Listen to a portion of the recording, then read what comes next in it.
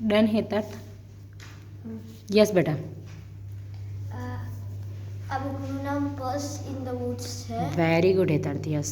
પછી આમાં last page પર એને ડિટેલ્સ લખી છે. Yes very good. પછી ત્યાં નીચે આ બુક 50 થી 100 ની વચ્ચે છે પ્રાઇસ. Yes very good. બોલો બેટા. પરફેક્ટ. આની અંદર બધી બિલાડીની યસ યસ વેરી ગુડ. બિલાડીની સ્ટોરીઝ છે અને થોડી ડોગ્સની સ્ટોરીઝ છે.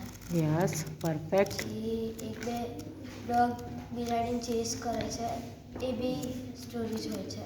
વેરી એ ગુડ. બધી અલગ અલગ સ્ટોરીઝ હોય છે. Yes. How many page numbers in this book? આમાં